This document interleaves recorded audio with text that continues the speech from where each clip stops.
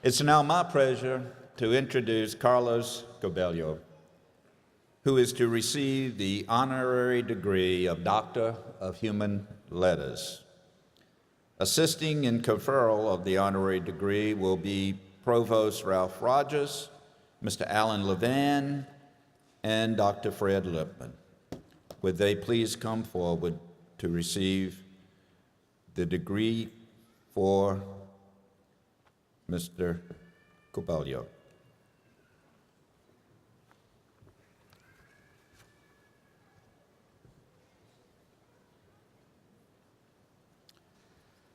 Carlos Curbelo, you were elected to serve as United States Representative for Florida's 26th Congressional District in 2014 and re-elected for a second term in 2016. You serve on the prestigious Committee on Ways and Means, the oldest committee in the United States Congress, and the Chief Tax Writing Committee in the House of Representatives.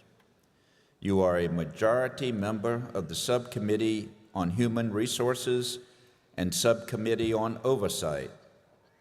Prior to starting your political career, you founded Capital Gains, a public and media relations firm fueled by your desire to give back to the community.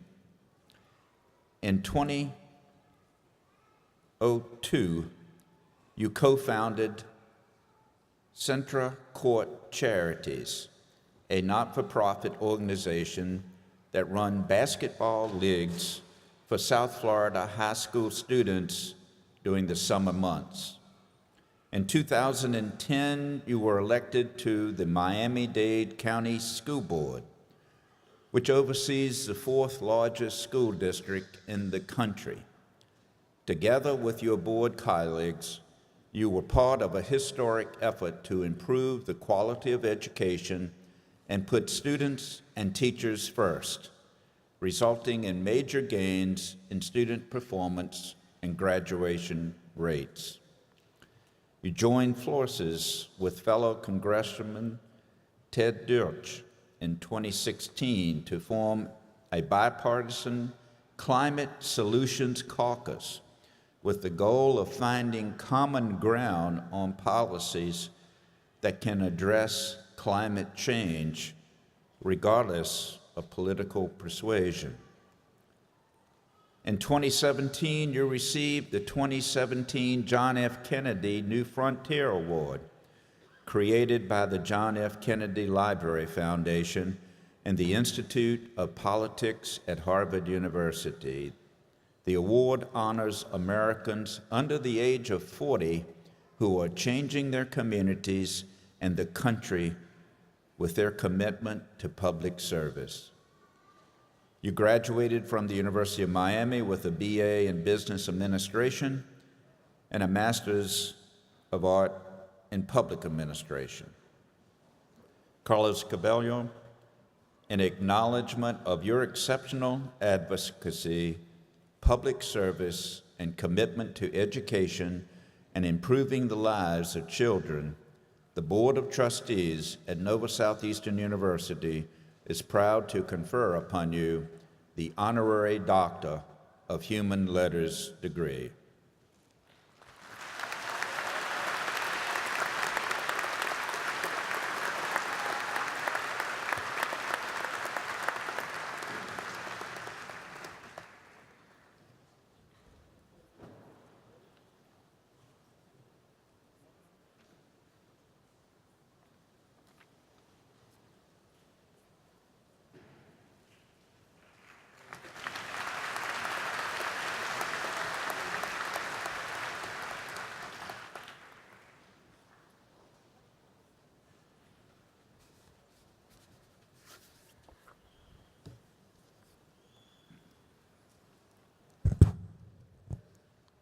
Mr. President, Mr. Chairman, members of the Board of Trustees, thank you for this, one of the great honors of my life. It is an honor so great that, quite frankly, it isn't easy for me to accept. but I'm very grateful. And I also want to thank my dear friend and mentor, Dr. Barry Silverman, who has done so much for this great institution.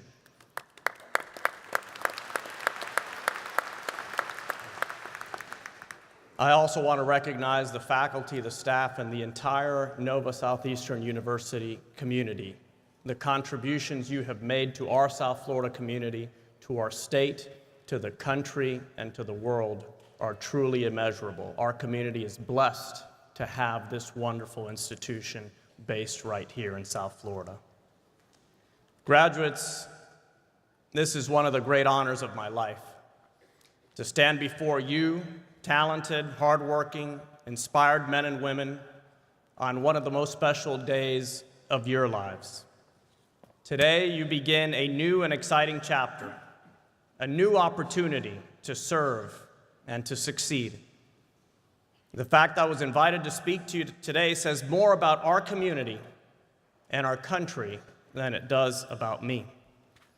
There aren't many places in the world where two refugees can come to a country with no money, little clothes, not knowing the language, and then just one generation later have their son go on to serve in the United States Congress. All of you have spent time in our thriving, diverse, and unique South Florida community, a place where people from all over the world come to find freedom and opportunity to learn, to work, to contribute. A community where those looking to better themselves are not just welcomed, but embraced. Indeed, we are all blessed with the opportunity to flourish in this little corner of paradise we call home. You have all chosen beautiful careers. I admire those in the medical fields profoundly. Each of you possesses great skills and talents, and more importantly, a strong vocation to serve others, to improve quality of life, and to heal. You will all be in the position to save lives, provide comfort, make smiles, and give patients and families peace of mind. So many people will trust you and rely on you. They will tell others about the profound effect you have made on their lives. On a day like today, we are all reminded of the privilege it is to have people willing to enter into your vocation in our society. Today, I want to challenge you to take a step back and find a perspective that will allow you to see beyond your specific careers and even beyond the special achievement we are marking here today. If you've had time to look around as you've completed your coursework over the last few years, and I know you've been busy, you may have realized that it isn't just the patients you've interacted with who need healing.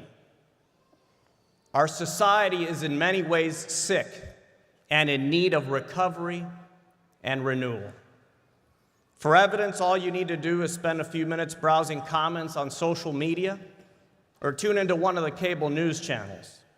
You will find Americans insulting, diminishing, and scapegoating one another. You will hear different truths proclaimed with the same degree of confidence. You'll see activists disguising themselves as journalists. While this is most pervasive in our politics, it extends into other aspects of our lives as well. I believe we can do better. And as I look out on all of you today, I know we must.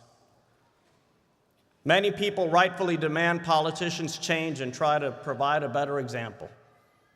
Some of us are urgently trying to do that. I've worked with my South Florida colleague Ted Deutsch to found and build the Climate Solutions Caucus, as the president discussed. In order to join, members of the House must recruit a colleague from the other party.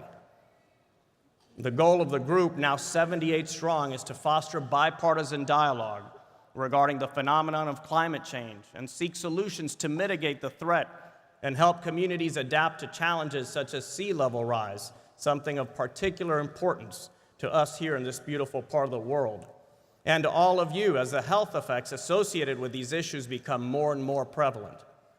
I'm also a member of the Problem Solvers Caucus, which brings Republicans and Democrats together to find common ground on controversial issues like gun safety, immigration, and, of special relevance to you, health care. To demand that politicians change is necessary, but it is not enough. Remember, the political system tends to be a reflection of the dynamics and forces active in our society. All of us, each one of you, has a role to play. While you will focus most of your time on healing patients and conducting research, I ask you to consider dedicating a little time to healing our society. Because if Americans stop trusting our institutions and each other, the consequences will be dire for our country. Already today, many Americans feel marginalized and excluded. Perhaps it's because they believe there isn't a place for them in the new economy, or because they cannot gain access to quality health care, or because they feel immigrants are no longer valued in our country. The feeling of being left behind or locked out makes people anxious and can turn them against their fellow citizens. This is happening every day in our country, in every community. It's dangerous, and each of us, each of you, needs to help fix it.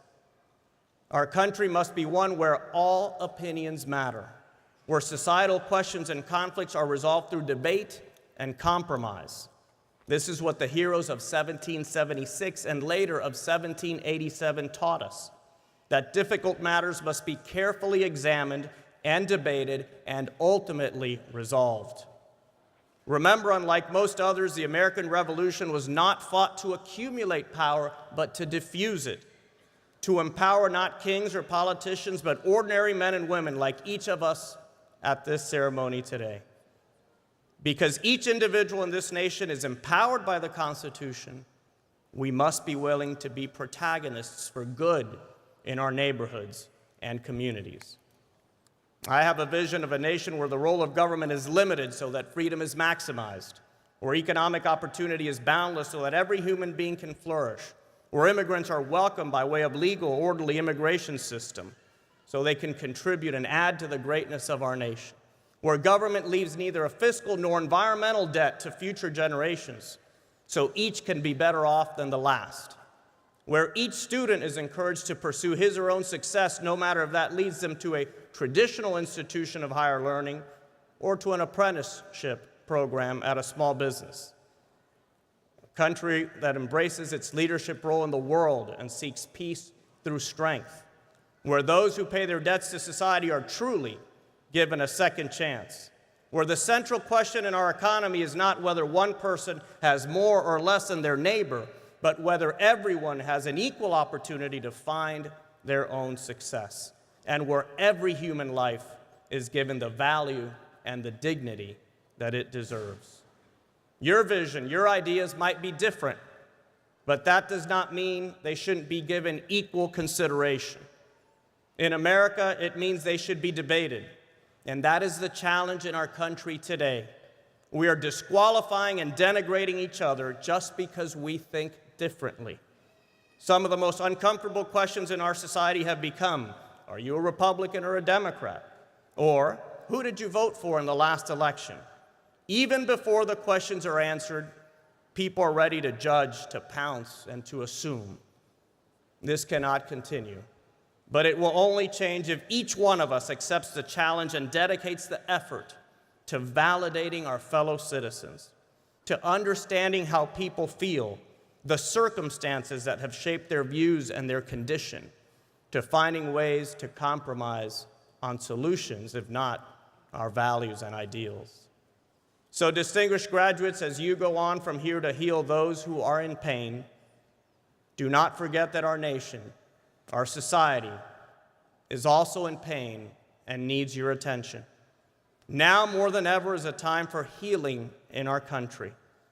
But we can only heal through the commitment and actions of individual Americans: doctors, plumbers, firefighters, astronauts, teachers, mothers, fathers, children. Our country needs good citizenship if we are to continue shining as a beacon of peace and freedom in a turbulent world. America needs your contribution if it's going to continue being the nation of opportunity and hope for students, young people, immigrants, and everyone who wants to be free and prosper. It is not enough for each of us to simply do our jobs and take care of our families. We must reach out to our fellow citizens in an effort to renew the American spirit and crush the culture of contempt that is tearing us apart. Don't take anything for granted. Many who live among us lost their countries to lies, demagoguery, and hatred. You can make a difference. You can preserve and strengthen the nation that has offered you the opportunity to sit in this hall today and celebrate your great achievement. So graduates, congratulations. Many blessings for you and your families. Enjoy this special day, and best wishes for the new journey that begins now.